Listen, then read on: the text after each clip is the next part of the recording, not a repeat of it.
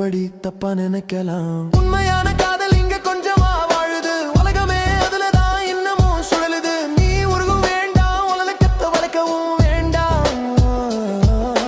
உண்மையா இருந்து பாரு, உன்னையே சுத்தி வருவா பாரு. அன்ப மட்டும் மிச்சம் வைக்காம பார்த்துக்க, வேற எதுக்கும் அவ அடிமைய மாட்டா தெரிஞ்சுக்க. உன்னை வீடாவதாண்டா அதிக பாசம் வச்சிருப்பா, பயப்புள்ள ஒரு நாளும் வெளியே சொல்ல மாட்டா. பொண்ணுங்களுக்கு ஈகோ கொஞ்சம் இருக்குன்னா, இயற்கையாகவே இவனோட படைப்பு அப்படித்தான்.